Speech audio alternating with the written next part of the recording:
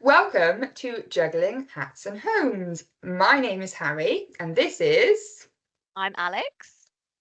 And this is a podcast if you are interested in a little bit of property, sales and lettings, and a little bit about juggling motherhood at the same time. So I am Harry Truman. I am Group Lettings Director of Andrews Property Group and President of ALA for the next month. Nearly done with that. Alex, do you want to introduce yourself?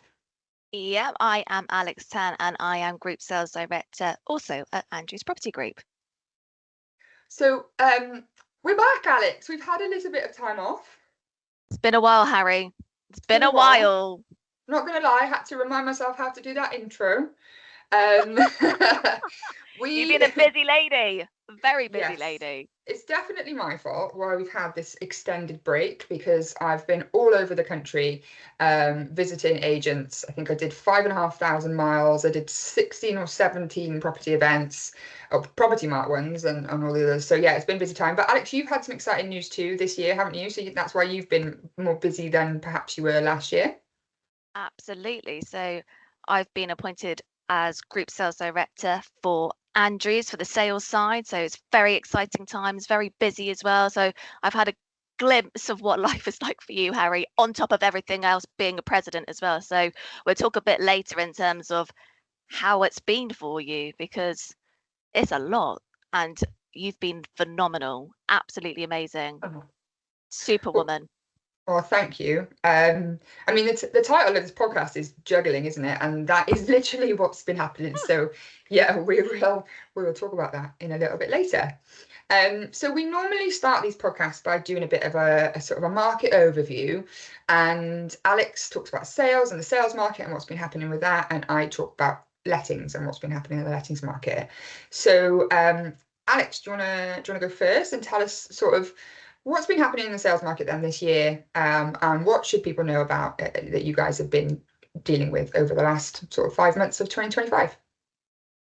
I can't believe we are almost in June in a few days, Harry, and where the year has gone. It's been a whirlwind on many levels. And if I focus on what it's been like in the sales market, well, March was a key time for us because the stamp duty coming to an end. So I think that across the industry, there's been some really good news stories of how well people have done, making sure they're getting their customers moving, saving them lots of money on stamp duty.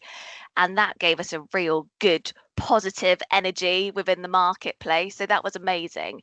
And we know that all of solicitors and agents have all been working really hard to be able to push everything over the line. So there's a massive amount of activity and loads of personal best and record-breaking income that had come across for many of us, obviously, and our competitors. What we've found now going into April, May is it hasn't completely fallen off a cliff. There's still definitely activity, but what we're finding is that stock levels are exceptionally high. We still have the common theme of overvaluing, overpricing, so hence why there's so much stock. So Rightmove have actually said that on average per branch, each agent holds 35 properties. So that's a lot of properties to be able to manage and make sure that obviously we are giving them the best honest advice as well. So I would say that interest rates are coming down as well. There's even 100% mortgages that have come out. So there's a lot more assistance. So it will stabilize. So we're still seeing some really positive front end activity in the marketplace. So all in all, the property market and the sales side is looking good and it's looking strong. Good. What about for you on lettings? Well, lettings has been very busy over 2025. We've had some really good numbers coming through when it comes to activity on lets and on instructions, which has been really positive. Within Andrews, we started the year really strong and we've continued that through. January especially seemed to be really busy, which is a great way to start the year. Looking at rents across the UK, so average rents in the 12 months to April were up 7.4%, which is a little bit of a decrease from the 12 months to March, which was 7.7%. And I'd say that we are starting to feel that slowing a little bit in the market. So we're starting to have to talk to landlords a little bit more about price reductions. We are starting to, when we put properties on for relet, the price might not have moved forward that much from where it was previously let, especially if it was quite a short period over the last tenancy. And I think we're having to manage landlord expectations a bit more in terms of, look, you might want to increase the rent for that new tenancy, but actually what's more important? Would you like to have a void period for your property? Or would you rather take maybe a slightly reduced rent and actually get a tenant in there paying that rent? So we're definitely, I'd say that since the pandemic, we pretty much could put a rental property on and it would fly out. We'd have, 30, 50 applications or people wanting to view, and then subsequently 10 applications as a result. And we're not seeing that anymore. It has slowed. It's still busy and demand is still much stronger than supply, but we're having to work that stock a bit more. We're having to talk landlords into price reductions to try and get that stock shifting. The other thing that we're really struggling with at the moment, and I think this is to do with rents increasing, with costs of living, with salaries not increasing as quickly as rents, is that we are struggling with our applicant quality, and it's harder to get an applicant through that referencing process than I've ever seen it. But we're also seeing a bit of sort of dishonesty coming through from applicants. So people lying about having CCJs. We asked them several times, like, do you have a CCJ? And they're like, no, don't have a CCJ. We're like, are you sure you don't have a CCJ? And they're like, no, don't have a CCJ. Like, great. We put them through referencing, and lo and behold, there's a CCJ. So we're getting that a lot, actually. I think we had 3 in one branch in one day last month. Wow. So that's affecting us, and then that has a knock-on effect then, because that then is negative for the landlord, because the landlord gets excited, they've got an applicant that's going to be moving in soon, and then we have to give them bad news that they can't. So yeah, we're struggling a bit with that, and also with tenants ghosting us as well. Like, this is happening so often at the moment. Just yesterday I was in a branch and I was talking about some of the available properties we had with the consultant there, and I said, what about this one? And she said, oh, we've had this offer. It was, I think, £100 below the rental price advertised. And she said, we took it to the landlord, obviously, not expecting them to accept it, but they did. They came back and said, okay, yeah, we'll accept. We went back to the tenant and said, congratulations, landlord's accepted your offer. Never heard from the tenant ever again. So yeah, Madness. I know, it is madness. Even tenants ghosting us after they've paid their holding deposit. We get that as well. They pay money and then we never hear from them again. It's just bizarre. So I'm definitely looking at ways across the division that we can stop that happening, whether there's any tech solutions out there, any sort of suppliers that we can partner with to try and get these tenants better qualified. We do a lot when it comes to pre-qualification anyway, but yeah, it's definitely a challenge for my front end teams at the Lie moment. detectors, maybe? Any suppliers out there? Yes, get a That would lie help. detector test going. Love that. I think if I roll that out to my front end teams, they're just going to be like, what is Harry up to now? So yeah, so lots of positivity. I mean, considering we've got, the looming threat of renters' rights bill, we've had legislative changes already this year, which I'm going to talk about in a bit. There's still a lot of positivity in the market, and rents are still going up for landlords. So, that's really positive. We are still seeing landlords sell, but similar to what you're saying, if they put their properties up for sale recently, then they might be sticking on that sales market a little bit longer. So we're getting the opportunity to try and win them back. And as I said, rents are still going up. So if you're a landlord who does stick it out, who isn't going to be spooked by renters' rights or EPC changes that are also imminent, then you're going to be the ones that are going to clear up really, because you're going to be there, and your rents are going to continue to rise. So yeah, lots of positivity for rentals. Keeping us on our toes, isn't it, the market at the moment, Harry? I mean, that's why we work in property, really, isn't it? It's always exciting. It's never boring. There's always something new to get your head around, and And just when you think you do, something happens, like material information. well, on that bombshell. That was a great segue, wasn't it? When What you a think leap. everything, all your ducks are in a row. Yeah. Harry, you've been working tirelessly with Neil on a Yeah. working group for months and months with Alex Magsasha as well. Yeah. And almost there to launch our new process. And then, as if by magic, luckily, before we were about to do the rollout, after all of hours and days of work that you've done, bombshell. literal bombshell, totally out of the blue. You're right, I'd spent months working through this. We'd had trials, we'd had feedback from trials, we'd even booked the training in for the new I process. know. And yes, as if by magic, all of a sudden, what we are having to review. And it hasn't gone totally out the window. So if you're an agent that thinks that because of the changes that happened recently, it's gone out the window, it hasn't, but it has definitely meant that we've had to review it and go, right, are we still right to be doing what we're doing? So what did we have before then? So we had obviously the Consumer Protection Act 2008. And then following that, we had Trading Standards Part A, Trading Standards released Part A of Material Information. That was in 2022. And then they also released Part B and Part C in 2023. But they knew that there was going to be a bit of a delay, a bit of a lag with getting to grips with that for agents, because portals, CRMs all had to adjust what they were doing in order to support agents also displaying the correct information. So many agents like us were really working hard to comply and to change their processes. And then, yeah, the bombshell came in not too long ago, which means that the DMCC Act, so Digital Markets, Competitions and Consumer Act 2025, was introduced. And as a result, that basically scrapped the previous legislation.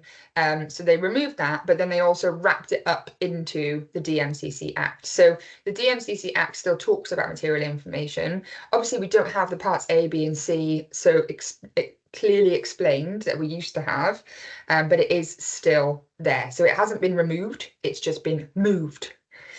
So I quite like that line. I came up with it myself. Absolutely. I like it. But the implications are much greater, aren't they, Harry? Yes. So it's now going to be policed by the Competition Markets Authority rather than trading standards. And the Competition Market Authority do have slightly bigger teeth, which means that there is slightly bigger risk of fines, of enforcement. So they can impose significant fines. So I think it's £300,000 or 10% of annual global turnover. So that's some big fines that they can introduce for agents who are in breach. Some of the changes within the DMCC Act, obviously they still talk about the advertising of properties, and they talk about the property listing information must be accurate and people must complete material information on the property. So the term material information means any information that a consumer needs to make an informed decision about a property. So fair enough. But they also in the DMCC Act talk about subscription contracts. So if an agent offers any form of subscription, so premium listing services, for example, they must include clear cancellation terms and transparent renewal policies. So that wasn't included in the previous parts A, B, and C. There's a whole new section around advertising and pricing. So marketing materials must avoid misleading claims about the property. Pricing must be clear and upfront, including transparent fee structures and no hidden charges.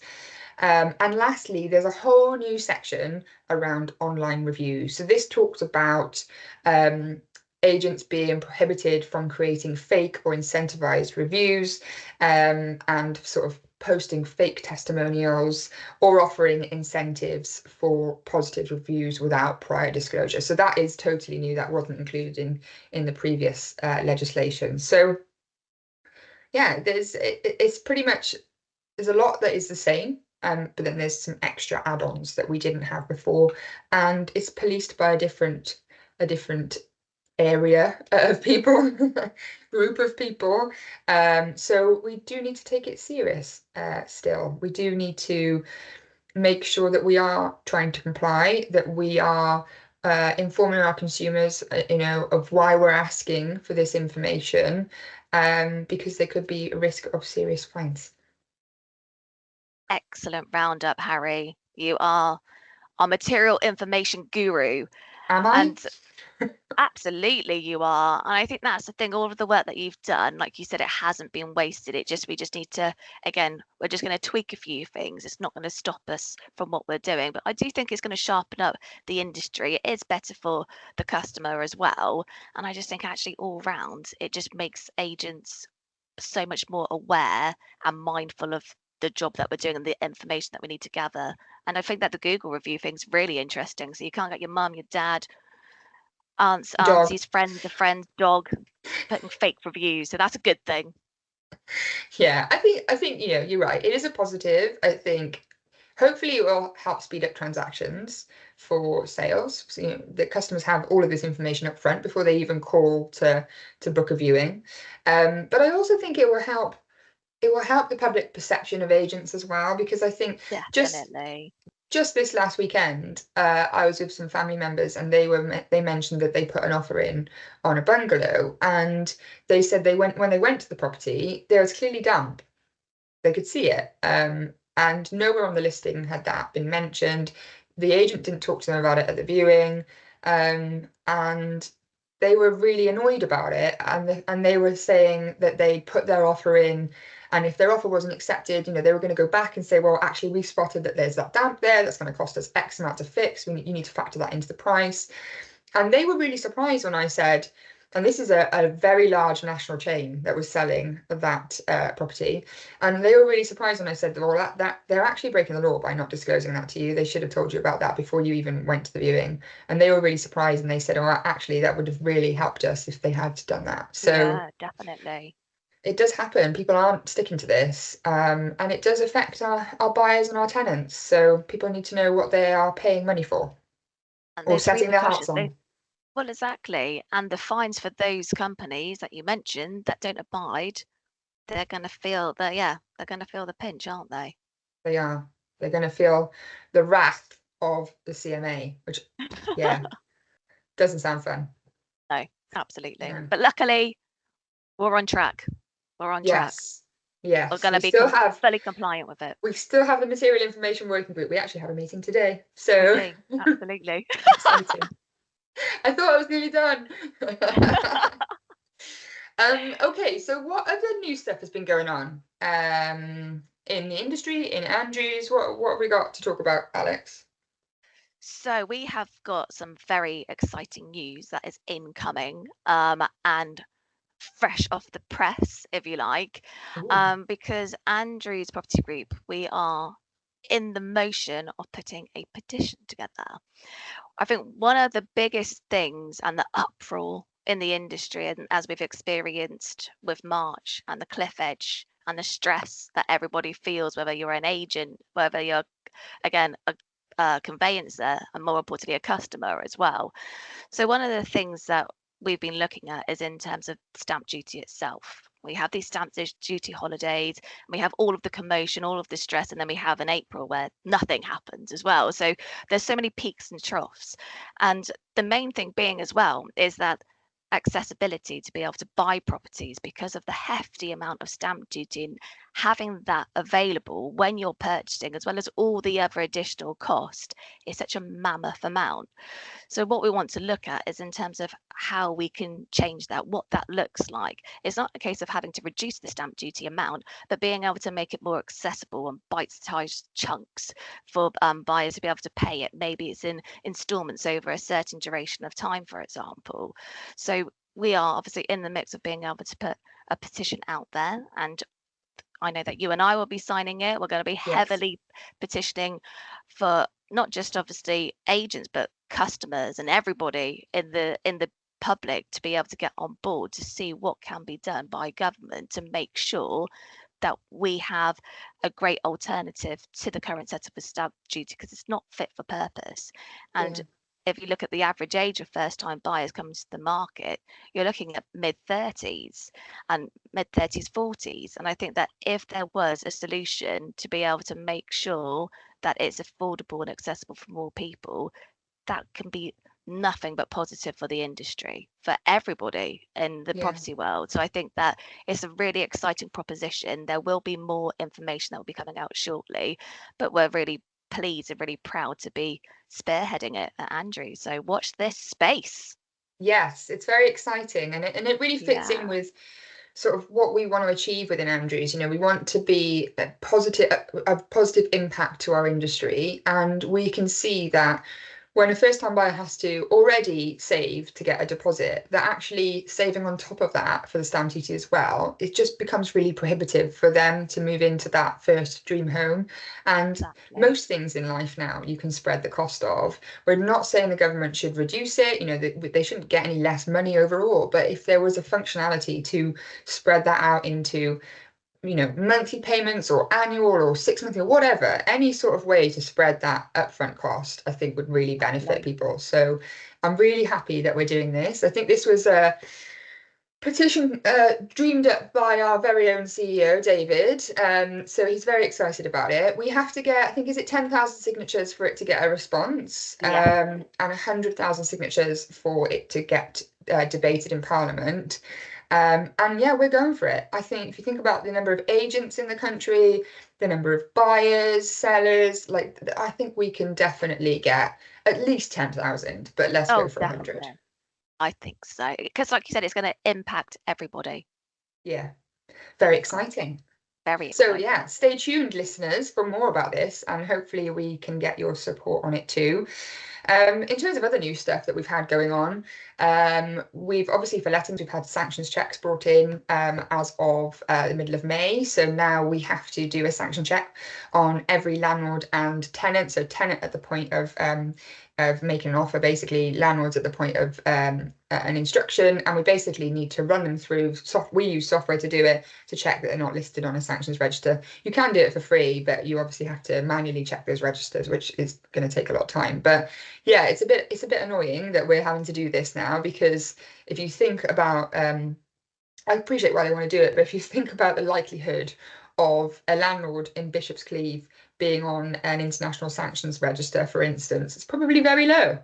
But you know, that's what the government says we have to do. So if you're a letting agent and this is the first you've heard about the sanctions checks changes that came in May, please send me a message. I'll give you some information. This shouldn't be the first time you're hearing about this, because it's already the law to do it. Don't get caught out. No. Okay, so just to wrap us up then, we always tend to talk a little bit about some sort of example of juggling motherhood, just to provide some comfort to the other working mums out there, that everyone struggles with this, and it's a constant battle. And hopefully by sharing some of our experiences, we can help some other people out there to know that they're not alone in this. So yeah, so juggling mum stories, what have we got today? Well, firstly, I think it's really important to rewind the other day, actually. I think it was earlier this week, we were in a meeting together, Harry, and we were just talking about our weekends and what we got up to. And it's like indented in my mind something that you mentioned that I have never heard a woman say ever, but I loved it. So I asked Harry about her weekend, what she got to, and she said, well, I was on childcare duties. And I was like, sorry, excuse me. Because you hear men always say, oh, I've got to babysit. This is their children. I'm not Yeah, generalizing. Sorry, let me just rewind. I hear a lot of men that do say, oh, some I'm men. babysitting. And so when you said that, it was just like, wow. I just was like, can you say that again, please? So I just wanted to bring that up because I thought it was really interesting that you said that, and I bloody loved it. Well, yeah.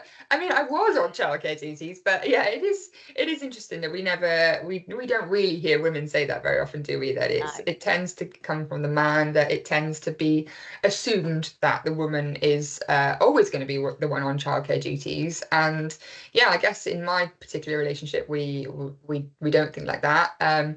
If anything, my husband probably does the majority of the childcare because I am just on the road so much. So yeah, it's very different, and I hope that will have a positive impact from my son, that he will grow up not expecting the woman to do that, that he will see that there's more of a balance.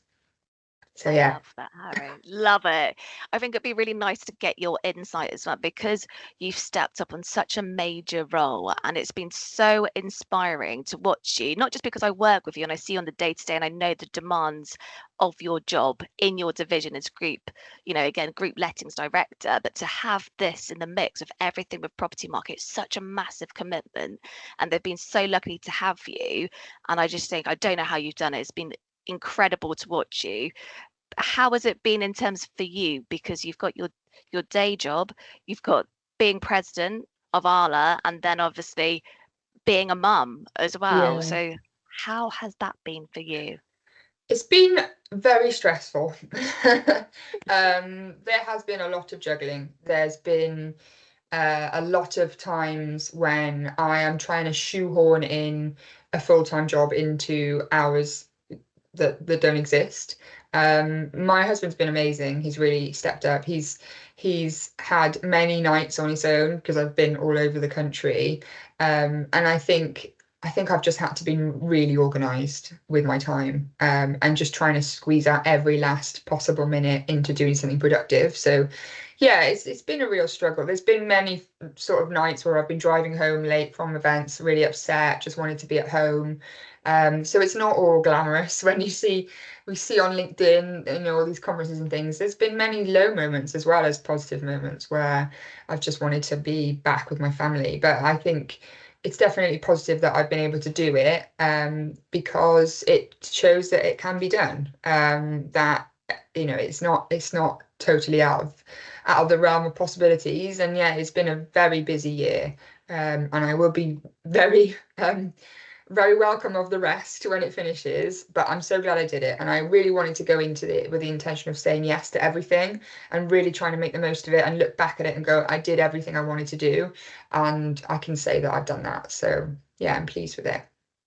Well done, Harry. I think it's remarkable. And thank you for your honesty and sharing, because I think, like you said, people always put on the facade that everything's okay, but it's not always the reality. But you should be so proud, and no doubt your husband and obviously your lovely boy are so incredibly proud of what you've done and what you've Yeah, achieved. So well I hope, done, you. I You're hope they're amazing. proud.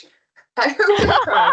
But I think it's also been tough for them as well. We don't talk about this. It's been tough for Sam. He's been having to do basically all the childcare. It's been tough for my little boy. He keeps asking me at the moment, when are you going to stop being president? Does that mean you're not going to be going traveling anymore? And I have to keep explaining to him, yes, I will stop being president soon, but actually I have to travel for my job, so I will. He doesn't really understand that. And I've had to miss things. I think a particularly low moment was in March when we got a message from the school to say that on the Monday we got the message to say that on the Thursday they were doing a Mother's Day event, and they're inviting all the mums in the afternoon to come in and have their kids stand up and tell them what they loved most about them, and then you could share a special biscuit or something. They told us on the Monday, and I was in Edinburgh on the Thursday, so I had to miss it. I couldn't go. I was really upset. Teddy was really upset that no one was going. So in the end, Sam went, and he was the only dad there. Sam, you're a hero. He's How a hero. lovely. I How know. lovely is that? How I lovely. know, but I felt so bad, and I also felt like, what does the school think? Like, does the school think he doesn't have a mother? Like, I am here, I'm just away. Like, please give me more notice. I mean, to be honest, even if they give me more notice, I was still in Edinburgh. I was in Edinburgh, like that had been planned for months. But He yeah, has a mum, but she's very busy and very important. no. But But it's yeah, funny, so isn't it? You that had the that perception that you think people have of you as well, isn't yeah, it? Like, what must the school think that? But yeah, I think that's irrelevant. yeah. You're out conquering the world, Harry. Well, yeah. So it's been tough, and there's some low moments, but I've had to juggle a lot of things. I do, so I have condensed hours, so I finish early on a Friday, so I pick my little boy up from school, and I've consistently done that the whole time. So we have had that moment together every week, which I think has really saved me. So yeah, really grateful to Andrews for allowing me to do that and have that bit of time once a week with him one on one. So yes, the motto is lots of juggling, has been stressful, but we'll definitely do it again. Amazing. Well done, Harry, and congratulations with everything and your year of presidency and just being fabulous. Ah, So thanks, thank you Alex. from the whole of the industry and Andrews. Well done, you. Amazing. Oh, what about you, Alex? I mean, you're obviously out and about a lot more now. Well, you were out and about a lot before, but you're further afield now. So Yeah. how are you finding it with your new role, sort of going all over the country visiting branches?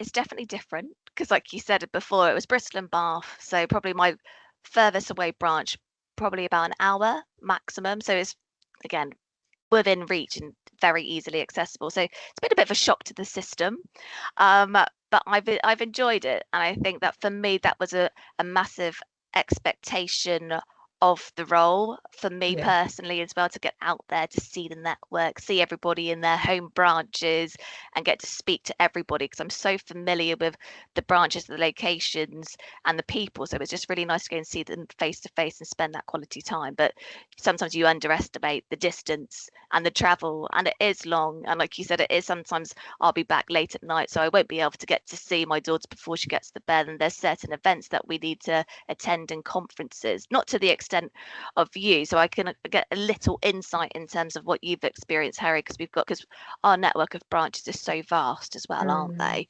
Yeah. As well as being able to do the day job as well. So it's definitely been a juggle. It's been it's been interesting, but I wouldn't change it. I love it. Oh, good. You've been smashing it. It's been great seeing you out and about at branches. And occasionally we will like cross paths at a It's random great, branch isn't it? somewhere, like not in our usual patch. And we're like, hello, you. Hello, you. I randomly saw you in Wallington. I was like, oh, Harry's here. Yes, very exciting. Okay, well, I think that's it for today for this podcast and our new and invigorated juggling hats and homes after a little break. I hope everyone who's listening has found that that informative, and there's some little nuggets in there that they can take away with them. If you've got any ideas on topics you'd like us to talk about, or stories you'd like to share with us about juggling, mum, and agency, then please let us know. We'd love to hear from you. But yeah, we will be back again soon. So thanks, Alex. Thanks for all of your insights and for all the laughs. Thank you, Harry. And as thanks, always. listeners, for listening. Oh, the sound went funny. All right, Thank well, thanks, you, everyone. Harry. Thanks, bye. Bye.